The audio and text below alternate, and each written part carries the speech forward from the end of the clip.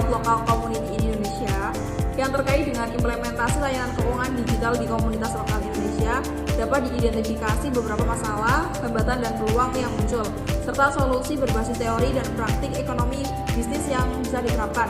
Yang pertama ada identifikasi masalah dan hambatan berdasarkan aspek sosial. Yang pertama ada ketergantungan pada transaksi tunai yang masih tinggi di kalangan masyarakat, termasuk nelayan dan pedagang kecil. Yang kedua ada rendahnya kesadaran dan adopsi layanan keuangan digital oleh sebagian masyarakat yang lebih memilih tunai karena kebiasaan dan kenyamanan.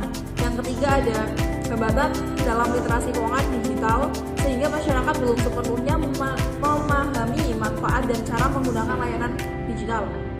Yang kedua ada aspek teknologi, keterbatasan akses jaringan dan sinyal internet di daerah pedesaan atau pulau-pulau terpencil yang menjadi hambatan dalam penggunaan layanan digital.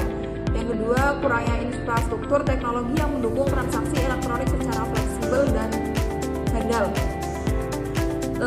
Kemudian ada aspek ekonomi. Aspek ekonomi sendiri itu sulitnya mendapatkan pecahan uang kecil dari bank untuk transaksi tunai, menyulitkan pedagang dan nelayan dalam transaksi sehari-hari. Yang kedua ada pengelolaan keuangan yang kurang efisien jika masih menggunakan tunai, seperti kesulitan pencatatan dan kontrol pengeluaran sehingga rawan boros. Yang ketiga ada risiko pengeluaran tidak terkontrol dengan uang tunai yang dapat menyebabkan masalah keuangan pribadi dan bisnis. Selanjutnya ada aspek regulasi. Aspek regulasi di sini perlunya dukungan kebijakan dari regulator untuk mempercepat inklusi keuangan digital, termasuk edukasi dan perlindungan konsumen. Terus keterbatasan program inklusi keuangan yang menjangkau seluruh lapisan masyarakat secara luas. Selanjutnya ada peluang yang muncul. Peningkatan akses penggunaan layanan keuangan digital dapat meningkatkan efisiensi transaksi dan pencatatan keuangan bagi pelaku usaha kecil dan masyarakat.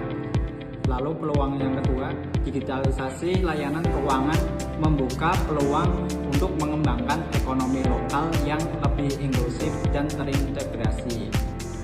Lalu penggunaan e-money memungkinkan pengeluaran yang lebih terkontrol dan pengelolaan keuangan yang lebih transparan. Kesempatan bagi lembaga keuangan dan fintech untuk memperluas pasar sekaligus meningkatkan inklusi keuangan di daerah terpencil seperti pulau-pulau. Oke, solusi berbasis teori dan praktik ekonomi bisnis. Yang pertama ada sosial. Sosial terdiri dari dua, program literasi keuangan dan pelatihan penggunaan teknologi yang intensif dan berkelanjutan untuk meningkatkan pemahaman dan kepercayaan masyarakat terhadap layanan digital. Yang kedua, pendekatan persuasif dan edukatif tanpa paksaan, membiarkan masyarakat merasakan langsung manfaat digital di finansial secara bertahap. Yang kedua, ada teknologi. Teknologi juga dibagi menjadi dua. Yang pertama, investasi dalam infrastruktur jaringan telekomunikasi di daerah terpencil agar akses internet stabil dan memadai. Yang kedua, pengembangan aplikasi layanan keuangan yang user friendly, yang adaptif dan dengan kondisi lokal untuk memudahkan pengguna yang baru mengenal teknologi. Yang ketiga ada ekonomi, yaitu dibagi menjadi tiga juga. Yang pertama, implementasi sistem pembayaran digital yang mendorong transaksi non tunai untuk mempermudah transaksi mikro dengan pecahan yang presisi. Yang kedua, penggunaan teknologi digital untuk pencatatan transaksi yang akurat dan real time sehingga pengelolaan keuangan bisnis menjadi lebih efisiensi. Yang ketiga, dukungan pembiayaan dan insentif bagi pelaku usaha kecil agar dapat mengadopsi layanan digital dengan biaya yang sangat terjangkau. Nah, yang terakhir ada regulasi. Regulasi itu dibagi menjadi dua juga.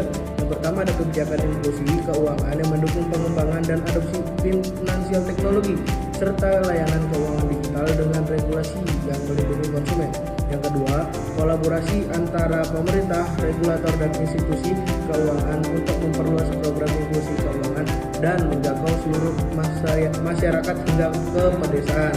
Dengan identifikasi masalah sosial, teknologi, ekonomi, dan regulasi, serta peluang yang ada, implementasi sosial yang terintegrasi dan berkelanjutan akan mampu mendorong transformasi ekonomi digital di komunitas lokal seperti yang dialami oleh Ismail dan para nelayan di Kalimantan Timur dalam video tersebut. Mungkin cukup sekian dari kelompok kami, kurang lebihnya mohon maaf. Wabillahi taufiq.